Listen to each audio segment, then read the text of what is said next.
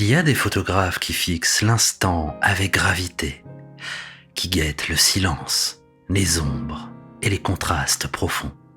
Et puis, il y a Joël Meyerowitz. Lui ne cherche pas la gravité, il cherche la vie. Il marche au milieu du tumulte, se faufile dans la foule et transforme la rue en un théâtre permanent.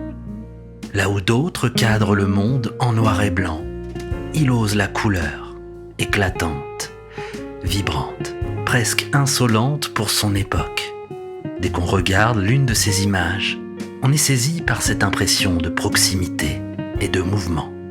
Rien n'y est figé, tout semble respirer, comme si la photo continuait de vivre après le déclenchement. Il a ce don rare, faire sentir l'énergie d'une rue, d'un carrefour, d'un instant suspendu. Joël Meyerowitz naît en 1938 dans le Bronx, un quartier populaire de New York. Il grandit dans une Amérique d'après-guerre en pleine transformation, marquée par la prospérité économique, les banlieues qui s'étendent et les rêves de modernité. Très tôt, il se passionne pour le dessin et la peinture. À l'école, on le remarque pour ses talents artistiques et il se destine naturellement aux arts visuels. Avant d'être photographe, il travaille comme illustrateur et directeur artistique dans une agence de publicité. Un univers où l'image est pensée pour séduire et convaincre. C'est en 1962 que tout bascule.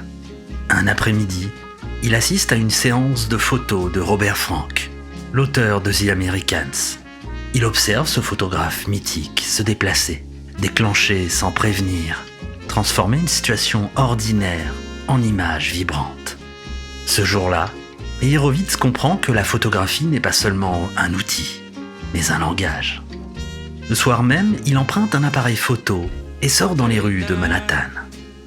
L'expérience est immédiate, presque viscérale. Il découvre qu'il peut saisir des gestes fugaces, des rencontres inattendues, des compositions qui apparaissent en un éclair. Le New York des années 60 devient son terrain de jeu. Times Square, la 5e avenue, les parcs, les trottoirs bondés. Partout, il traque la danse des passants. Il se mêle à la foule, parfois à quelques centimètres des visages. Déclenche sans crainte, souvent sans que personne ne s'en rende compte. La rue, pour lui, n'est pas seulement un décor, mais c'est une scène. Les voitures, les vitrines, les silhouettes pressées, tout participe à une dramaturgie improvisée.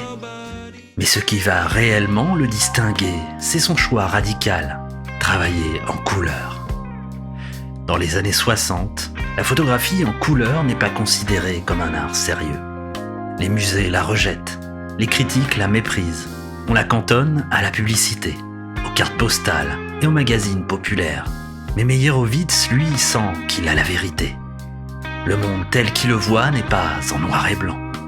Il est saturé de couleurs criardes, de néons, de vêtements vifs, de panneaux publicitaires. Ne pas utiliser la couleur, pour lui, c'est trahir la réalité. Il charge son Leica M4 de pellicule Kodachrome et sort chaque jour, déterminé à prouver que la couleur peut être un langage artistique à part entière. Ces images débordent de vitalité.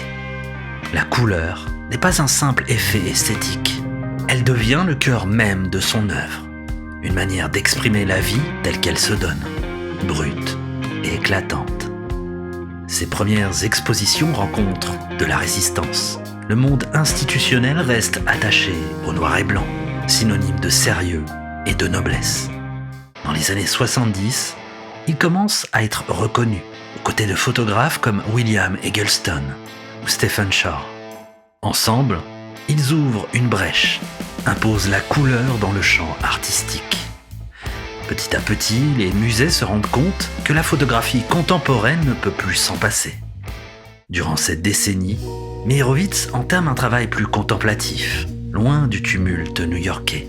Il passe de longs séjours à Cape Cod, dans le Massachusetts. Et là, tout change.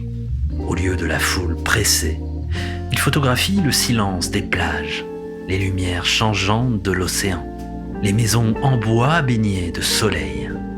Sa série Cape Light, publiée en 1979, devient un livre culte.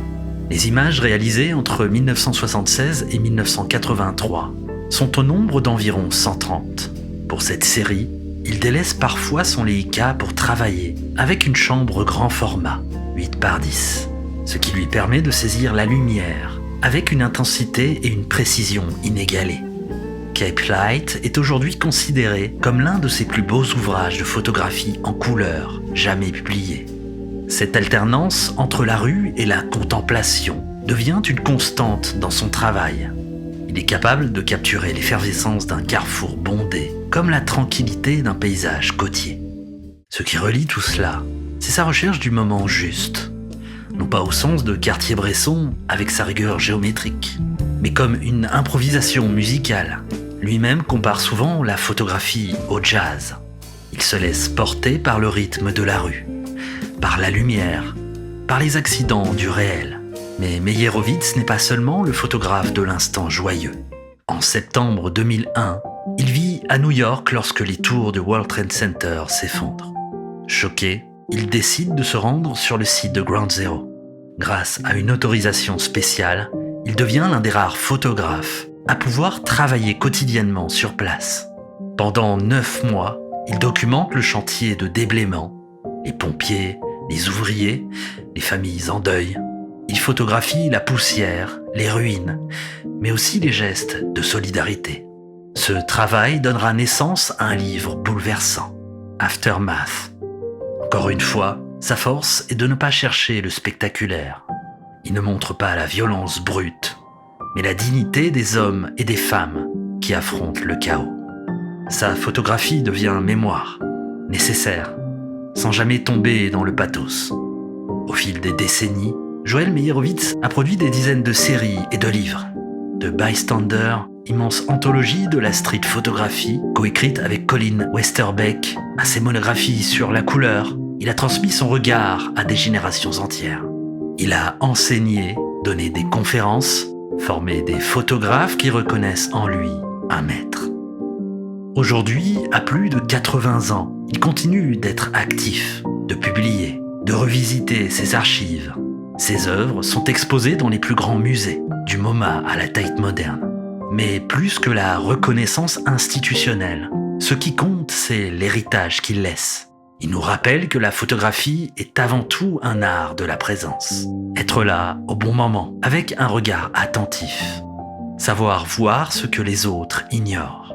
Dans ces images, on retrouve la vie telle qu'elle est, parfois banale, parfois sublime, mais toujours vibrante. Si Gursky compose des fresques monumentales où l'individu disparaît, Meyerowitz nous montre l'humain dans sa simplicité, son énergie quotidienne.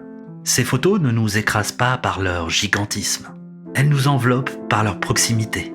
On a l'impression d'être dans la rue avec lui, de marcher à ses côtés, d'entendre les bruits de la ville, de sentir la chaleur d'un été new-yorkais.